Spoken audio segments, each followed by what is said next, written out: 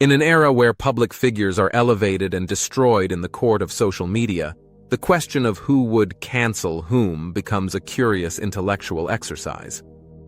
One such hypothetical matchup pits the ancient Greek philosopher Diogenes of Sinope against modern internet personality Andrew Tate. At first glance, both are provocateurs who revel in rejecting societal norms. Yet their philosophies stand worlds apart.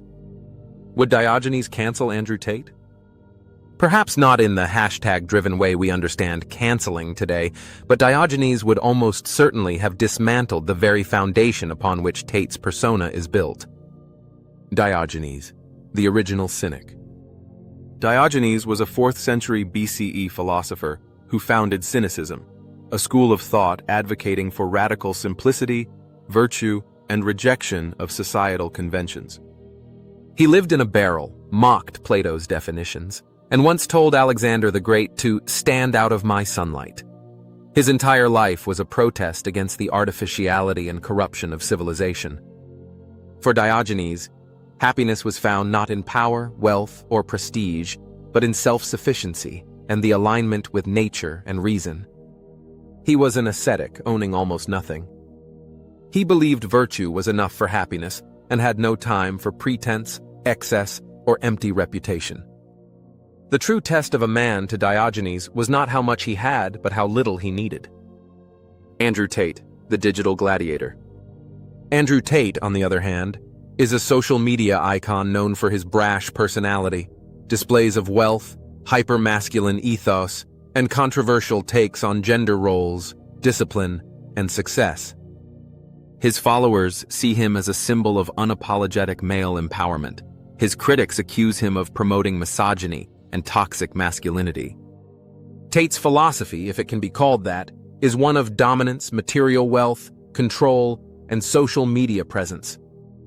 He sells courses and mentorships on how to be high value, often judged by cars, watches, and female attention. In the digital age, he is an icon of status maximalism.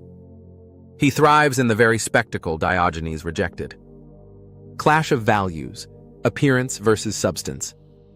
Where Diogenes eschewed all material possessions to expose the emptiness of social constructs, Tate glorifies material accumulation as the pinnacle of male achievement. To Diogenes, Tate's lifestyle would likely appear absurdly hollow, a man so obsessed with appearing powerful that he becomes a prisoner to the very world he claims to master. Diogenes might not cancel Tate in the modern sense, but he would expose him. With a lantern in broad daylight searching for an honest man, Diogenes would find in Tate the perfect foil for his satire. The flashy cars, designer clothes, and rented jets would be mocked as chains dressed up in gold. Diogenes would likely strip Tate down, figuratively and perhaps literally, as he once did to other self-important men, showing that under the pomp is a man just as vulnerable to pain, mortality, and insecurity as any other. Masculinity, a diverging ideal. Both men speak to masculinity, but their versions are diametrically opposed. Tate's masculinity is about control, hierarchy, and conquering the external world. Diogenes' masculinity is about independence from all such needs. To Diogenes, the truly strong man is the one who needs nothing, not the one who owns everything. He once masturbated in public to demonstrate that he was free from shame and conventional decorum. That's not just a shock tactic, it's a philosophical statement. I am free. Are you?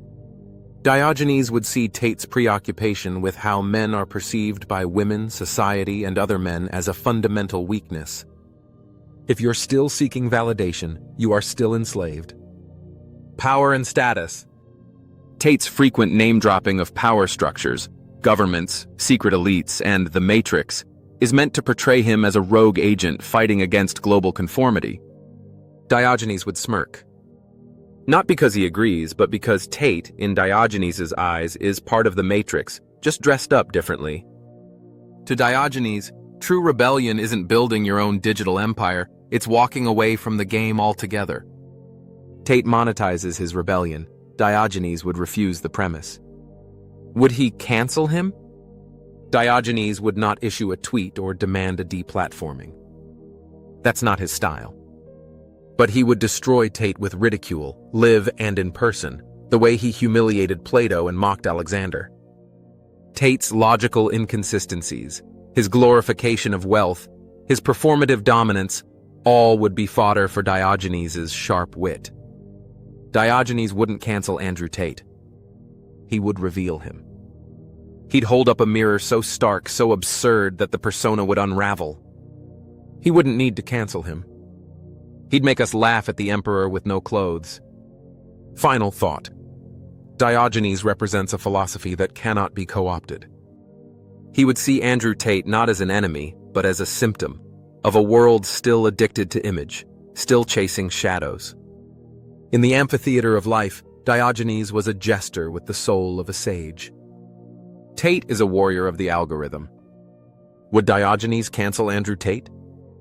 No, but he'd probably walk up to him, steal his Bugatti keys, toss them into the river, and say, "Now you are free."